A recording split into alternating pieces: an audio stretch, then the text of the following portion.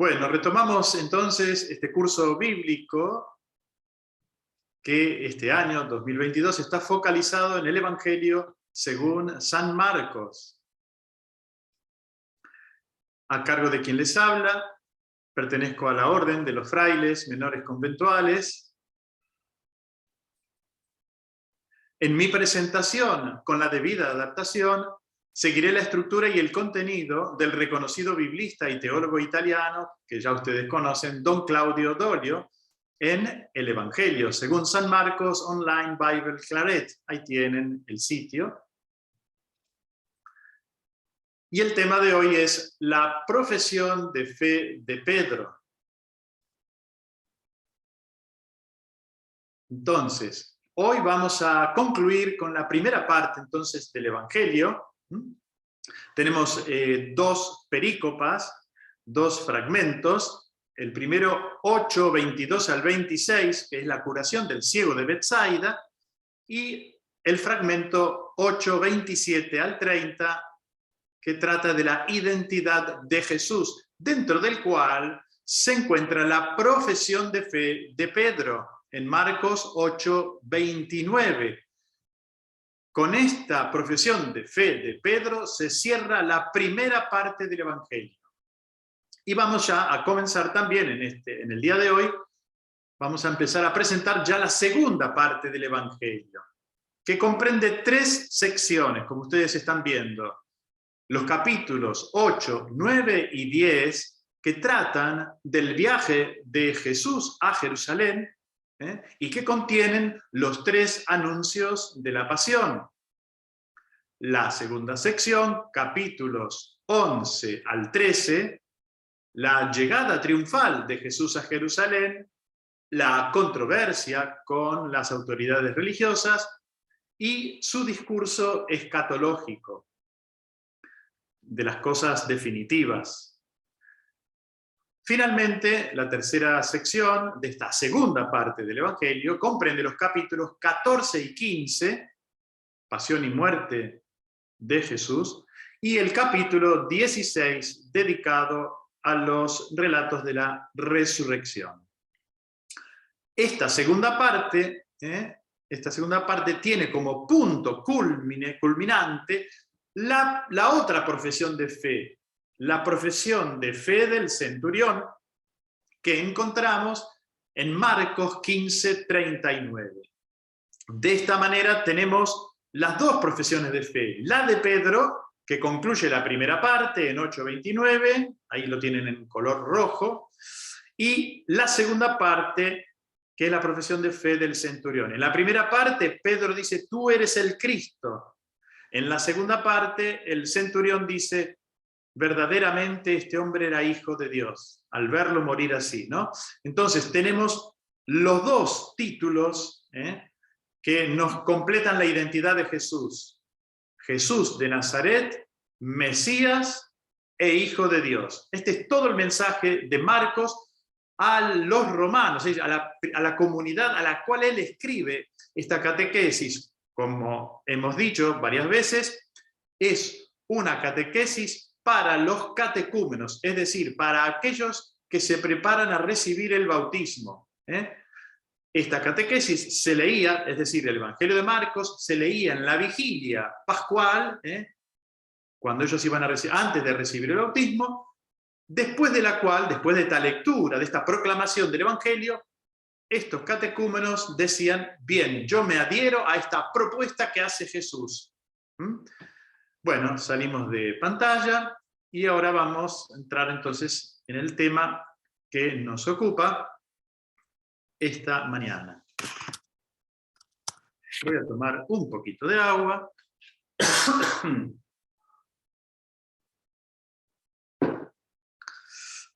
Bien. El centro del Evangelio, según Marcos, es la profesión de fe de Pedro, ya lo hemos dicho. Lo encontramos narrado en el capítulo 8 y precisamente en el versículo 29. Después de la primera parte de la historia, en la que el evangelista mostró el camino de los discípulos sordos y ciegos, incapaces de comprender realmente quién es Jesús, Ahora se coloca esta historia central que constituye la cumbre de esta primera parte. Jesús está fuera de las fronteras tradicionales de Israel, en el norte, en la región de Cesarea de Filipo. Y allí, dirigiéndose a los discípulos, les pregunta, ¿cuáles son las opiniones de la gente hacia él? Los extraños, los distantes, que conocen a Jesús de una manera superficial y externa. ¿Qué dicen de él? Los discípulos mencionan las opiniones recibidas, opiniones que reciclan algo que ya había sucedido. Dicen que Jesús podría ser Juan el Bautista o un profeta, uno del pasado, uno como muchos otros. La segunda pregunta que Jesús hace se refiere a la propia opinión de sus discípulos, los que vivieron con Jesús, quienes lo vieron trabajar, actuar, lo escucharon hablar, quienes compartieron su vida. ¿Qué opinión tienen de él? Pedro respondió, tú eres el Cristo.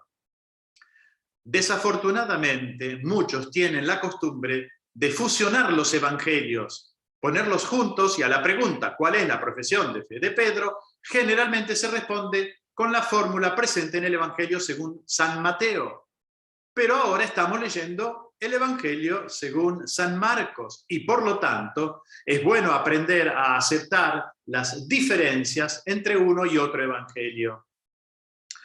No debemos reconstruir un hipotético quinto Evangelio, juntando los 4 canónicos, Marcos, Mateo, Lucas y Juan. Debemos respetar cada una de estas narraciones canónicas, observar los detalles, las particularidades de cada uno. Si en Mateo la profesión de fe de Pedro dice, tú eres el Cristo, el Hijo del Dios viviente, Marcos no lo refiere así. Más bien, intencionalmente, Marcos distingue la profesión de fe de Pedro, vértice de la primera parte de su evangelio, en comparación con la profesión de fe del centurión romano, vértice de la segunda parte del evangelio. Pedro dice, tú eres el Cristo, Marcos 8:29. El centurión reconocerá más tarde, verdaderamente, este hombre era hijo de Dios. Marcos 15:39. En el comienzo del Evangelio, el primer versículo, que es un poco el título y el resumen de la obra, habla del inicio de la buena nueva, que Jesús es el Cristo y el Hijo de Dios. Hay 2 verdades que deben reconocerse en Jesús. Son 2 títulos importantes, pero distintos. Cristo es un título funcional, menciona la función mesiánica, propia del ungido, la del rey, legítimo sucesor de David. A esto llegan los discípulos en una primera fase. El episodio inmediatamente anterior a esta confesión de Pedro es la historia de la curación de un ciego en 2 fases. Eso lo van a encontrar en 8, 22 al 26.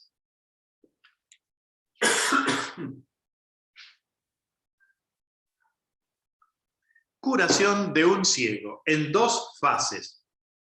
Una historia extraña que alude precisamente a la composición de todo el Evangelio. Después de la primera intervención curativa por parte de Jesús, los versículos 23 y 24, ese ciego dice que ve a la gente, pero como si fueran árboles que caminan. Versículo 24. No puede ver bien, pero comienza a vislumbrar algo. Se necesita una segunda intervención por parte de Jesús, versículo 25, para permitir al ciego que tenga una visión clara, que corresponda a la realidad. De la misma manera como sucede con los discípulos, estos han llegado a reconocer que Jesús es el Cristo, el Mesías. Pero esta no es la cumbre de la fe, porque no estaba absolutamente claro en qué consistía el mesianismo, lo que el Mesías tenía que hacer. De hecho, todos tenían su propia idea. Los numerosos movimientos en Israel, en la época de Jesús, tenían ideas diferentes sobre el Mesías. En cualquier caso, el término griego Cristo, que corresponde al hebreo Mashiach, Mesías, es un término político que indica un rey y por lo tanto nos remite a un rey civil, administrativo, incluso militar. Puede usarse en controversia con los romanos, quienes de hecho son los dueños de la situación en ese momento. Jesús nunca se presenta explícitamente como el Cristo. No pretende ser reconocido como el Mesías porque sabe que este título es ambiguo, engañoso. Jesús lo es ciertamente el Mesías, pero afirmarlo en ese momento crea más problemas para la revelación. De hecho, Jesús reacciona a la declaración de Pedro, ordenando enérgicamente a Pedro y a los discípulos que a nadie hablaran acerca de él. Marcos 8:30. Con severidad, Jesús prohíbe a los discípulos repetir su creencia de fe, no porque esté mal, sino porque es ambigua, equívoca, incompleta, puede crear confusión. Inmediatamente después comienza la segunda parte de la historia, la segunda parte del Evangelio. Y de hecho encontramos un verbo explícito. Comenzó a enseñarles que el Hijo del Hombre debe sufrir mucho y ser rechazado por los ancianos, los sumos sacerdotes y los escribas, y ser asesinado y resucitar al tercer día.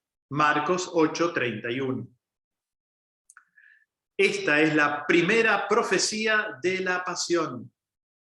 El narrador ha dejado un rastro de su esquema. Fíjense que dice, comenzó a enseñar. Es un nuevo comienzo. Esta vez Jesús no comienza a anunciar, como hacía al principio del Evangelio, ¿recuerdan? Sino Jesús comienza a enseñar. Estos son los dos matices que el evangelista da a las dos fases de la misión de Jesús. En la primera parte nos encontramos con el anuncio público de la llegada del reino de Dios. Técnicamente se llama querigma. Es el momento de la proclamación del reino, con los grandes signos con los cuales Jesús quiere hacer creíble este anuncio. La segunda parte, en vez, es didáctica.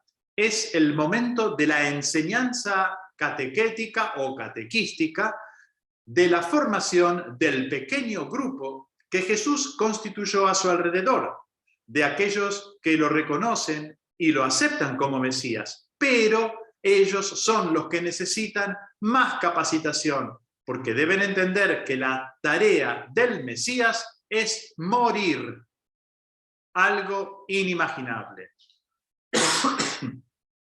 Ninguno de los movimientos presentes en Israel en la época de Jesús apoyaban tal cosa. Soñaban con un Mesías conquistador, militar, buen gobernador político, administrador social, reformador de la religión, profeta, capaz de explicar bien las nuevas reglas. Pero que la tarea fundamental del Mesías fuese dar su vida, esto no podía formar parte de un plan humano. Y aquí está la revelación impactante. Jesús usa el término Hijo del Hombre para hablar de sí mismo. Es un término que nos dice poco, o más bien corre el riesgo de decir lo contrario de lo que significa. Hijo del Hombre no significa no significa hombre, perdón. Hijo de hombre no significa hombre, como muchos piensan.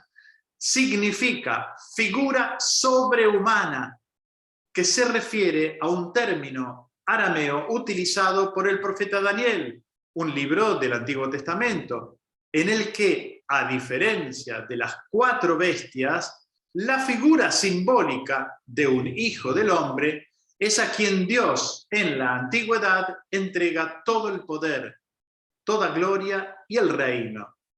El Hijo del Hombre es un personaje glorioso y trascendente, uno que viene en las nubes del cielo, sobre las nubes del cielo, un personaje del otro mundo. Por lo tanto, decíamos, glorioso, poderoso. Sin embargo, es paradójico que Jesús diga el Hijo del Hombre, es decir, yo debo ir a Jerusalén y ser asesinado. El Hijo del Hombre es un personaje glorioso que viene en las nubes del cielo. No puede ser arrestado, rechazado, asesinado. Jesús comenzó a enseñar que el Hijo del Hombre, de la tradición apocalíptica de Daniel, se identifica con el siervo doliente, sufriente de la tradición profética de Isaías. Repito esto. Jesús comenzó a enseñar, aquí comienza la segunda parte del Evangelio, decíamos, que el Hijo del Hombre de la tradición apocalíptica de Daniel se identifica con el siervo doliente, sufriente de la tradición profética de Isaías. Es en la misma persona de Jesús que estas antiguas palabras se realizan. Jesús es un personaje del otro mundo, glorioso. Él es el Señor, incluso si es verdaderamente un hombre. Y es el Mesías de Israel, pero su tarea deberá ser rechazada. Es decir, él sabe muy bien que este anuncio que está trayendo no será apreciado por las autoridades religiosas. No aceptarán la revelación plena y madura de Dios y harán todo lo posible para silenciarlo. Jesús sabe que su predicación se verá obstaculizada y que, si él no cambia, lo van a reprimir. Habría podido quedarse en Galilea y crear un movimiento autónomo, pero él, en cambio, decide ir a Jerusalén. Él debe ir a Jerusalén. Debe enfrentar la realidad, no huir, no aislarse, no crearse una coartada alternativa por su cuenta, como hacen aquellos que se acomodan a todas las situaciones, como hacen los camaleones. Jesús se enfrenta a la historia, concretamente con aquellos que mandan, y se da cuenta, prediciendo sabiamente lo que él espera, que este encuentro se convertirá en un choque, que las autoridades no lo aceptarán, lo van a rechazar. El objetivo no es morir. La meta es anunciar verdaderamente esta palabra de Dios. Sin embargo, se da cuenta de que este anuncio no será aceptado y que lo conducirá a una muerte trágica. Jesús podía cambiar de opinión, podía cambiar de manera de pensar, retrayéndose, moderando sus palabras, evitando ir a Jerusalén, pactando con el poder para enfrentar la situación. Pudo haber encontrado muchas excusas, pero ninguna era consistente con el proyecto de Dios, con el plan de Dios. Y Jesús es el Hijo, transparencia del Padre, y no acepta otra cosa. Él confía totalmente en Dios, incluso si sabe desde el principio que esto le costará la vida. Este es el significado de las profecías. 3 veces durante este itinerario, Jesús repite explícitamente su conciencia de que sucederá una tragedia en Jerusalén y que será un evento desastroso. Él anuncia claramente a los discípulos que en Jerusalén lo eliminarán, lo matarán, pero siempre agrega también la profecía de la victoria. Al tercer día, es decir, después de muy poco tiempo, el Hijo del Hombre resucitará. Aún así, en la mente de los discípulos, la perspectiva de la resurrección no estaba clara. Si bien podían imaginar lo que significaba la muerte del Mesías, no podían imaginar la resurrección. Sin embargo, memorizaron muy bien estas palabras de Jesús, quien insistentemente reiteró esta profecía, es decir, los 3 anuncios de la pasión. La segunda parte del Evangelio, la segunda parte de la historia de Marcos, comienza precisamente en 8:31. Y esta segunda parte puede estructurarse en 3 momentos distintos. En los capítulos 8, 9 y 10 se narra el viaje a Jerusalén. Y esta sección está marcada por los 3 anuncios de la pasión, cada uno de los cuales es seguido por una serie de malentendidos, de incomprensión por parte de los discípulos. Es decir, están subrayando cómo los discípulos se resisten a aceptar la perspectiva de Jesús. Y por lo tanto Jesús tiene que hacer una catequesis formativa. Es un momento en el que enseña a los discípulos cuál es el camino de Dios, cuál es el estilo del Mesías, ya que creen que Jesús es el Mesías. Y tienen razón, Él es Mesías, pero el Mesías tiene unas características que ellos no entienden. Asistimos a la formación de una nueva mentalidad. Al final de este itinerario llegamos a Jerusalén. El capítulo 11 narra la llegada triunfal, mesiánica de Jesús a la ciudad santa, a la que siguen algunos episodios de diálogos con las autoridades del templo. Un encuentro que se convierte en un choque polémico y culmina con la salida de Jesús del templo y el discurso escatológico que anuncia el final. Estos son los capítulos 11 al 13. La tercera sección de esta segunda parte del Evangelio contiene las historias de la pasión, capítulos 14 y 15. Y el anuncio de la resurrección, el cumplimiento, capítulo 16. Las cosas sucedieron tal como Jesús las había predicho. El punto culminante de esta segunda parte del Evangelio la encontramos en las palabras del centurión romano, quien al pie de la cruz reconoce en Jesús al Hijo de Dios. Marcos 15:39. Y esto es más importante que Mesías, o lo complementa. Él es un ciudadano romano, de la misma raza de los receptores del Evangelio, de esos catecúmenos que en Roma escucharon la historia de Marcos. Y justamente uno de ellos, un romano, al ver a Jesús morir de esa manera, reconoce su divinidad. Tenemos ante nuestros ojos una gran catequesis para los catecúmenos, que conduce a la plena profesión de fe de los cristianos, de aquellos que reciben el bautismo y reconocen en Jesús, muerto y resucitado, al Hijo de Dios. No solo el Cristo de la tradición, el Rey, también el Hijo del Hombre, el siervo sufriente, muerto y resucitado. Al creer en Él de esta manera, el creyente se identifica con Cristo, recibe el bautismo, se sumerge en el agua con Cristo para morir al hombre viejo, diría San Pablo, y para emerger, para resucitar con Él al hombre nuevo. De esta manera, el itinerario formativo propuesto por el evangelista Marcos llega a su cumplimiento. Fin de la presentación.